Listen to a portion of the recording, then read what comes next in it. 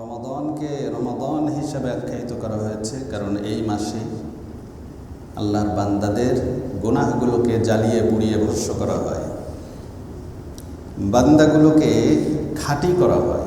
স্বর্ণকার যেমন স্বর্ণের খাত আগুনে পুড়িয়ে দূর করে, মাহে রমাদানের মাধ্যমে বান্দাদের ত্রুটি বিচ্যুতি আল্লাহ তাআলা দূর করে দেন। সওম যে শব্দ আমরা ব্যবহার করি, সিয়াম, এই শব্দের অর্থ হচ্ছে বিরত থাকা। সওম মানে হচ্ছে বিরত থাকা, নিবৃত থাকা, কঠোর সাধনা করা, অবিরাম পরিশ্রম করা। সিয়ামের মাধ্যমে বান্দারা কঠোর সাধনায় আত্মনিয়োগ করে, যাবতীয় গুনাহ থেকে তারা নিজেদেরকে নিবৃত রাখে, যাবতীয় অপরাধ থেকে নিজেদেরকে বাঁচানোর চেষ্টা করে। এজন্য সিয়ামকে সিয়াম বলে আখ্যায়িত করা হয়েছে। শরীয়তের পরিভাষায় সুবহ সাদিক থেকে নিয়ে সূর্যাস্ত পর্যন্ত কামাচার, যৌনাচার, পানাহার থেকে বিরত থাকার নাম হচ্ছে সিয়াম। সূরাতুল বাকারা 187 নম্বর আয়াতে আল্লাহ তাআলা বলছেন, ওয়াকুলু ওয়াশরাবু হাত্তা ইয়াতাবাyyana লাকুমুল খায়তুল আবয়াদু মিনাল খায়তিল আসওয়াদি মিনাল ফাজর সুম্মা আতিম্মুস সিয়াম ইলাল লাইল। আল্লাহ তাআলা এখানে সিয়ামকে সুবহ সাদিক থেকে নিয়ে সূর্যাস্ত পর্যন্ত দীর্ঘায়িত করার জন্য বলেছেন। এভাবেই রোজাকে পরিপূর্ণ করার নির্দেশ দিয়েছেন। সিয়াম সম্পর্কে কোরআনুল হাকিম সূরাতুল বাকারা 183 নম্বর আয়াতে আল্লাহ তাআলা বলছেন, ইয়া আইয়ুহাল্লাযীনা আমানু কুতিবা আলাইকুমুস সিয়াম। হে বিশ্বাসীরা, তোমাদের উপরে রোজাকে ফরজ করা হয়েছে। কামা কুতিবা আলাল্লাযীনা মিন ক্বাবলিকুম। এই রোজা, এই সিয়াম, এটা নতুন কোনো আমল না, নতুন কোনো বিধান না। ইতিপূর্বে যত উম্মত ছিল সমস্ত উম্মতের উপরে এই বিধান ছিল। তোমাদেরকে কষ্ট দেওয়ার জন্য এই বিধান আমি তোমাদের প্রতি জারি করিনি, বরঞ্চ সৃষ্টির সূচনা লগ্ন থেকেই এই বিধান ছিল। এর লাভ কি হবে? আল্লাহ তাআলা বলেন, এর লাভ হচ্ছে লাআল্লাকুম তাত্তাকুন। এই সিয়াম সাধনায় আত্মনিয়োগ করলে তোমরা মুত্তাকি হবে, পাপ মুক্ত হবে, শুদ্ধাচার অর্জন করতে পারবে, সভ্য হবে, সুশৃঙ্খল হবে, তোমাদের জীবনের মধ্যে শৃঙ্খলা ফিরে আসবে, অন্যায় পাপ বোধ থেকে তোমরা বেঁচে যাবে। এই গুরুত্বের কারণেই তোমাদের উপরে রোজাকে ফরজ করা হয়েছে। এই আয়াতে আল্লাহ তাআলা বলতে পারতেন, ফরদা আলাইকুমুস সিয়াম, তোমাদের উপরে রোজা ফরজ করা হয়েছে। এই শব্দ আল্লাহ তাআলা ব্যবহার করতে পারতেন, কিন্তু আল্লাহ তাআলা অন্য একটা শব্দ ব্যবহার করেছেন, কুতিবা। কাতাবা ইয়াকতুবু, এই শব্দের অর্থ হচ্ছে লেখা, কোনো কিছু লেখা। তোমাদের প্রতি লেখা হয়েছে, নোটিশ জারি করা। সরকার মৌখিকভাবে একটা নির্দেশ দেয়, নির্দেশ দেওয়ার পরে সেটাকে অর্ডিন্যান্স আকারে, প্রজ্ঞাপন আকারে লিখে দেয়, তাতে এটার গুরুত্ব বেশি হয়। আল্লাহ তাআলা যেন আমাদের উপরে এই সিয়ামটাকে লিখে দিয়েছেন। সুবহানাল্লাহ, লেখার শব্দ ব্যবহার করছেন, নোটিশ টানায় দিয়েছেন, গুরুত্বটা যেন সবাই বুঝতে পারে। এই সিয়াম শুধু আমাদের জন্যই ছিল না, অন্যান্য উম্মতদের জন্য এটা ফরজ ছিল। কামা কুতিবা আলাল্লাযীনা মিন ক্বাবলিকুম, তোমাদের পূর্বে যারা ছিল সবার জন্য ফরজ ছিল। সবার জন্য মাহে রমাদানের মতো এরকম ফরজ ছিল না। হযরত নূহ আলাইহিস সালাম সারা বছর রোজা রাখতেন। নূহ আলাইহিস সালামকে নূহ বলা হয় কারণ তিনি বেশি কাঁদতেন, ক্রন্দন করতেন, আল্লাহর ভয়ে তিনি কাঁদতেন, রোনাজারি করতেন। হযরত দাউদ আলাইহিস সালাম সওমে বিসাল, ধারাবাহিক রোজা রাখতেন, কোনো গ্যাপ নাই। তো তবে দাউদ আলাইহিস সালামের রোজার একটা পদ্ধতি ছিল, একদিন পর একদিন রোজা রাখতেন। এতে কষ্টটা বেশি অনুভূত হতো। এজন্য দাউদ আলাইহিস সালামের রোজাটাকে সবথেকে উত্তম রোজা বলা হয়েছে। আল্লাহ তাআলা মানুষকে কষ্ট দিতে চান না। প্রতিদিন রোজা রাখার মধ্যে ফজিলত নেই, আল্লাহর হুকুম মাফিক রোজা রাখতে হবে। 24 ঘন্টা না খেয়ে রোজা রাখলাম, এতে আল্লাহ তাআলা খুশি হবেন না। যেভাবে আল্লাহ তাআলা বলছেন ওইভাবে ইবাদত করতে হবে। ঈদের দিনে যদি কেউ রোজা রাখে সওয়াব হবে না গুনাহ হবে? আইয়ামে তাশরিকে যদি কেউ রোজা রাখে সওয়াব হবে না গুনাহ হবে? গুনাহ হবে, কারণ আল্লাহর হুকুম লঙ্ঘন হচ্ছে। মূল বিষয়টা হচ্ছে আল্লাহ যেইভাবে করতে বলছেন সেইভাবে করা, এর মধ্যেই ফজিলত। আল্লাহ তাআলা বলছেন সুবহ সাদেক থেকে নিয়ে সূর্যাস্ত পর্যন্ত সাহরি খাওয়া এটা বরকতের কাজ। রাসূলুল্লাহ সাল্লাল্লাহু আলাইহি ওয়াসাল্লাম সাহারিতে উঠে ছোট্ট ছোট্ট শিশুদেরকে ডাকতেন আর বলতেন, আসো বরকত নাও, বরকতময় খাবার গ্রহণ করো। সুবহানাল্লাহ। সাহারি খাওয়া এটা বরকত, সাহারি খাওয়া এটা অত্যন্ত ফজিলতের। কারো যদি শক্তি ভালো থাকে, আমি না খেয়ে রোজা রাখতে পারি, রোজা হবে কিন্তু ফজিলত লাভ করা যাবে না, সাহারির বরকত থেকে সে বঞ্চিত হবে। মাহে রমাদান অত্যন্ত দামি। এই দাম, এই গুরুত্ব বোঝানোর জন্য রাসূলুল্লাহ সাল্লাল্লাহু আলাইহি ওয়াসাল্লাম 2 মাস ধরে নিজে দোয়া করতেন, সাহাবায়ে কেরামদেরকে দোয়ার তালিম দিতেন।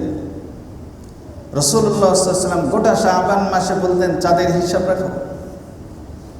তিরমিজি শরীফ 690 নম্বর হাদিসে রাসূলুল্লাহ সাল্লাল্লাহু আলাইহি ওয়াসাল্লাম বলেন, আহসু হিলাল শাবান লি রমাদান, রমাদানের জন্য তোমরা শাবানের চাঁদের হিসাব রাখো।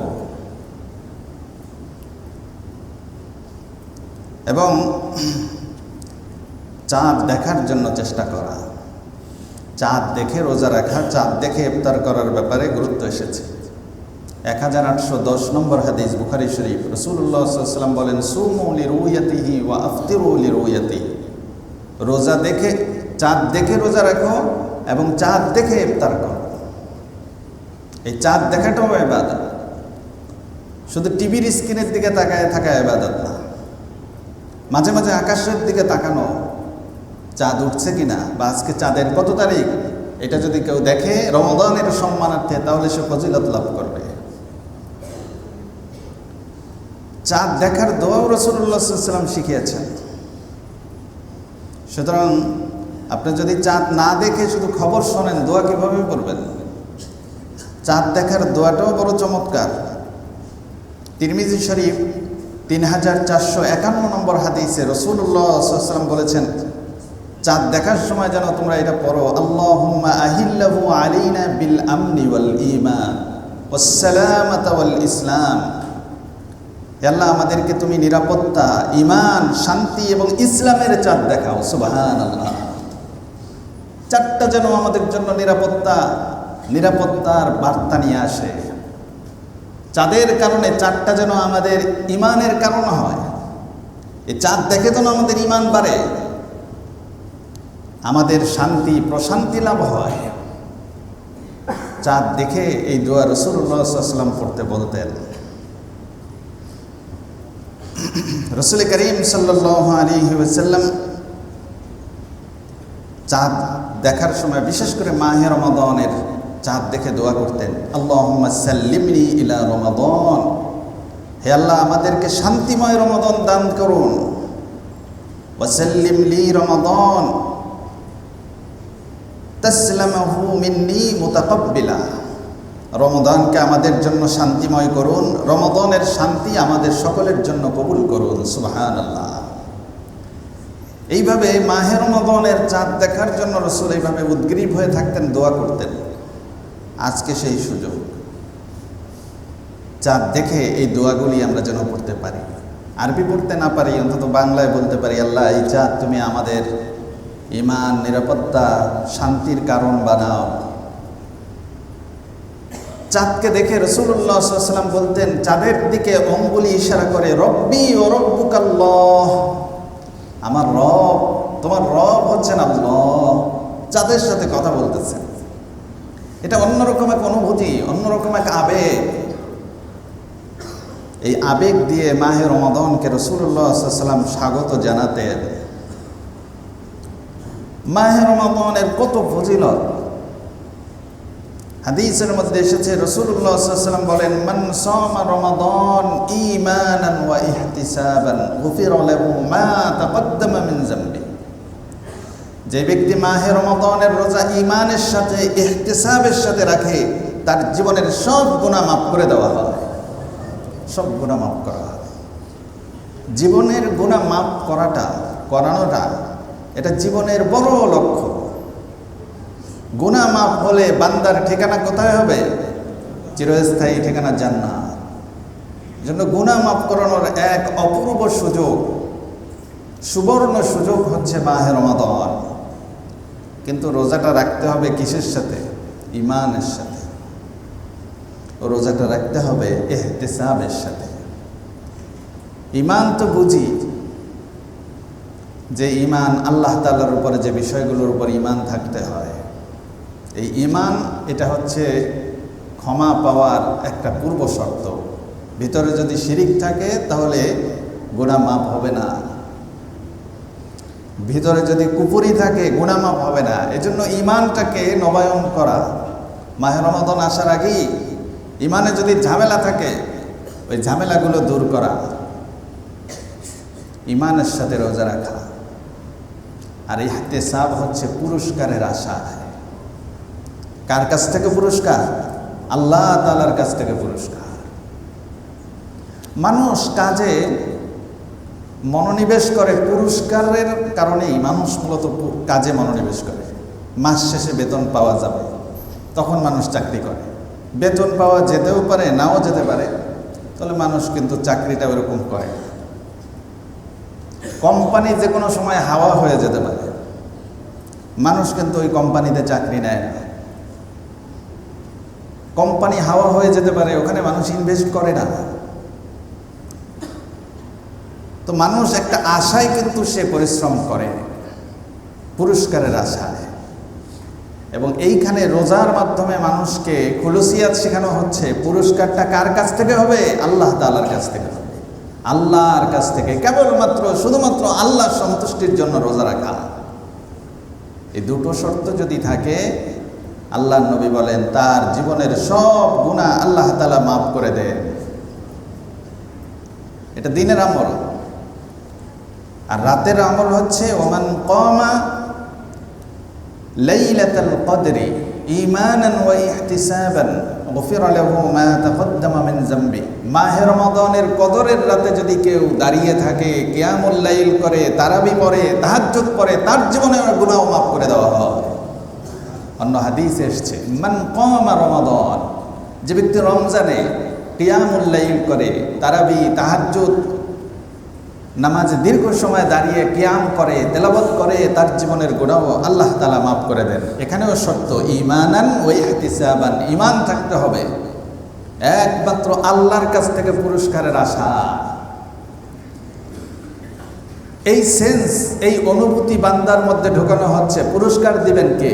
আল্লাহ তাআলা। এটা অনেক বড় পাওয়ার।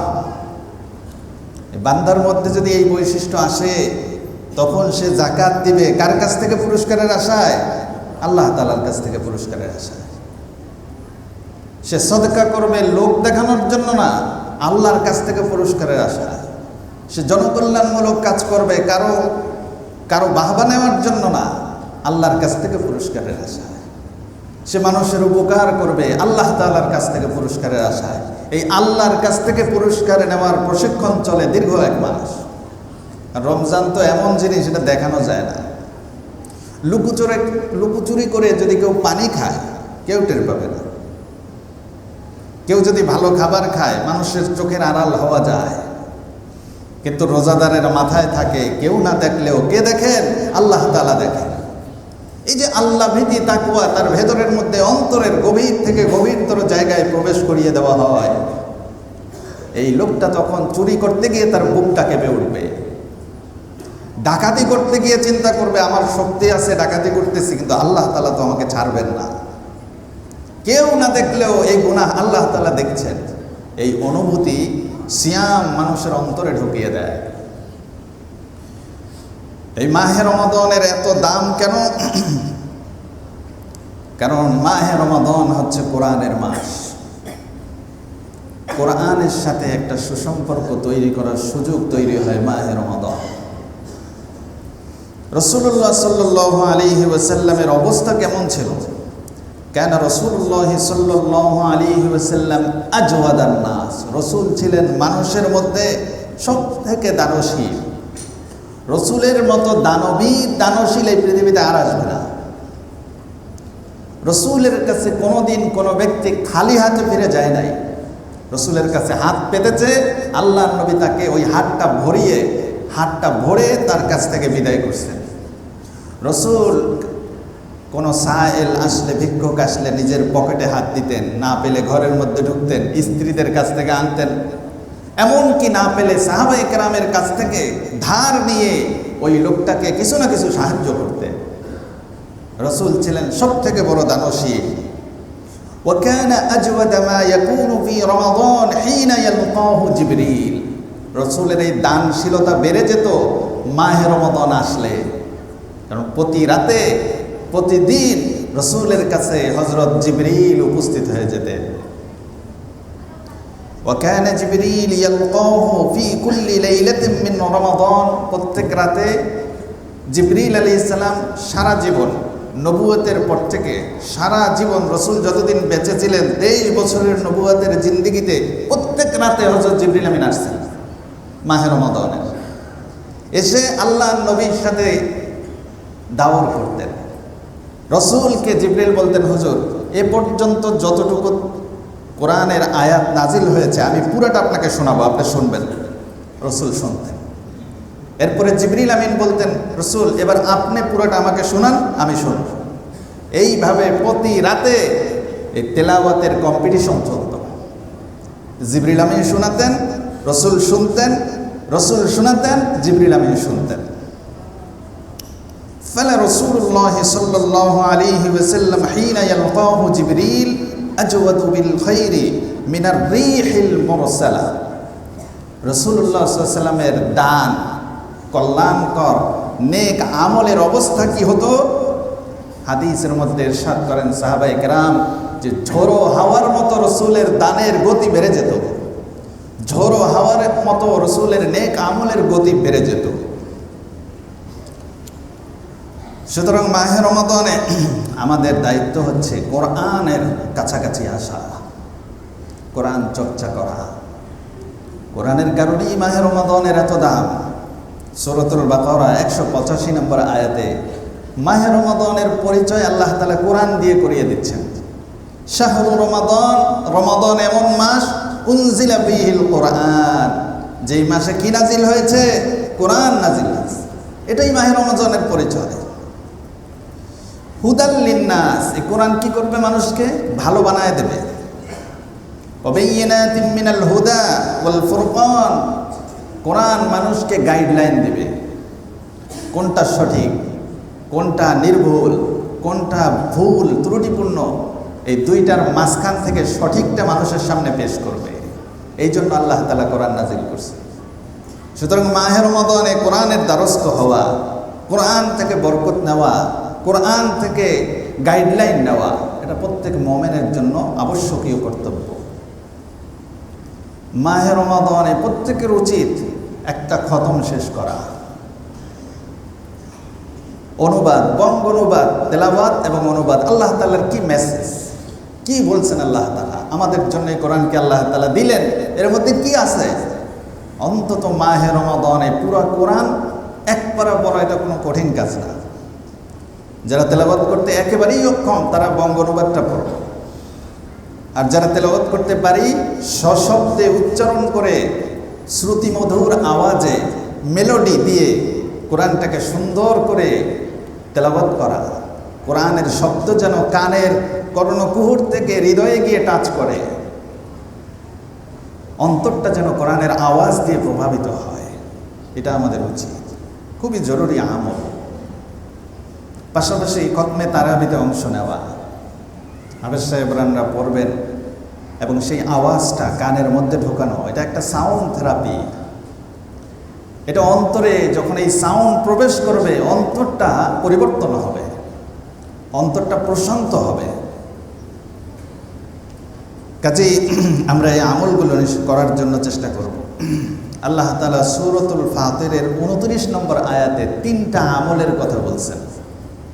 এই 3টা আমল যারা করবে আল্লাহর সাথে ব্যবসায় তারা লাভবান হয়ে যাবে, আল্লাহর সাথে চিরস্থায়ী ব্যবসায় তারা লাভবান হবে। আল্লাহ তাআলা তো ঈমানদারদের সাথে ব্যবসার অফার করছেন। ঈমানদারদের জান মাল দিয়ে যেন আল্লাহর সাথে ব্যবসা করা হয়, এই অফার তো আল্লাহ তাআলা করে রাখছেন। ব্যবসাটা কিভাবে পরিচালিত হবে তার একটা দিক নির্দেশনা রয়েছে, যে ব্যবসাটা 3 ভাবে হবে আল্লাহর সাথে। সূরাতুল ফাতিরের 29 নম্বর আয়াতে আল্লাহ তাআলা বলছেন, ইন্নাল্লাযীনা ইয়াতলুনাল কিতাব, যারা কোরআন তেলাওয়াত করে, ওয়া আকামুস সালাহ, আর নামাজ প্রতিষ্ঠা করে, ওয়া আনফাকু মিম্মা রাযাকনাহুম সিররুম ওয়া আলানিয়া, আল্লাহ তাআলা তাকে যে রিজিক দিয়েছেন প্রকাশ্যে এবং গোপনে সেগুলো ব্যয় করে। এই 3 আমল যারা করতে পারবে, ইয়ারজুনা তিজারাতাল লান তাবুর, এমন এক ব্যবসায় তারা আত্মনিয়োগ করলো, এই ব্যবসায় কোনো লস নাই, এই ব্যবসায় শুধু লাভ আর লাভ। ব্যবসাটা কার সাথে? আল্লাহ তাআলার সাথে। আল্লাহ তাআলা এমন দেওয়া দিবেন যে বান্দা কল্পনাও করতে পারবে না, বান্দা ওই পর্যন্ত কল্পনাও যাবে না আল্লাহ তাআলা কি পরিমাণ পুরস্কার দিবেন। রাসূলুল্লাহ সাল্লাল্লাহু আলাইহি ওয়াসাল্লামের একটি হাদিস নাসাই এবং ইবনে মাজাহ এসেছে, কাতাবাল্লাহু আলাইকুম সিয়ামাহু ওয়া সানানতু লাকুম কিয়ামাহু, আল্লাহ তাআলা তোমাদের জন্য রোজা ফরজ করছেন আর আমি তোমাদের জন্য কিয়ামুল লাইলকে মাহে রমাদানে সুন্নাত করছি।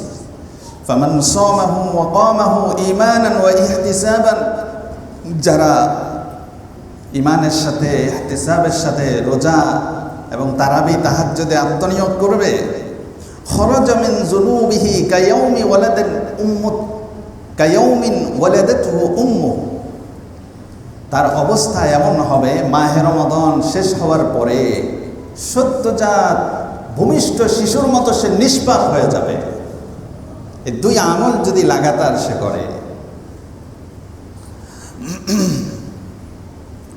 রাসূলুল্লাহ সাল্লাল্লাহু আলাইহি ওয়াসাল্লামের আরেকটি হাদিস তিরমিজি শরীফের 806 নম্বর হাদিসে, মান কামা মাআল ইমাম হাত্তা ইয়ানসরিফা কাতাবাল্লাহু লাহু কিয়ামা লাইলাতিন, যেই ব্যক্তি ইমামের সাথে কিয়ামুল লাইল তাহাজ্জুদ তারাবিতে অংশ নিবে, ইমামের সাথে জামাতের সাথে অংশ নিবে, জামাতের সাথে যদি কেউ এই অংশগ্রহণটা করে, তাহলে আল্লাহর নবী বলছেন সারা রাত কিয়ামুল লাইল করার, সারা রাত দাঁড়িয়ে তাহাজ্জুদ করার সওয়াব তার আমলনামায় আল্লাহ তাআলা দান করবে। সুতরাং তারাবিটা খুব গুরুত্ব সহকারে আদায় করা, তারাবি আদায় করার সাথে সাথে আমাদের একটা খতম সম্পন্ন হবে। এই আমলটা আমরা করার ব্যাপারে ইনশাআল্লাহ আন্তরিক হব। রাসূলুল্লাহ সাল্লাল্লাহু আলাইহি ওয়াসাল্লাম মাহে রমাদানের জন্য উদ্গ্রীব থাকতেন, কারণ এটা হচ্ছে বরকতের মাস, এটা মাগফিরাতের মাস, কল্যাণের মাস। তিনি ইরশাদ করেছেন, ইদা দাখালা শাহরু রমাদান ফুতিহাত আবওয়াবুল জান্নাহ, মাহে রমাদানের শুরু হওয়ার সাথে সাথে জান্নাতের সব দরজা আল্লাহ তাআলা ওপেন করে দেন। ওয়াগল্লিকাত আবওয়াবুন নার, আর জাহান্নামের দরজাগুলি বন্ধ করে দেন।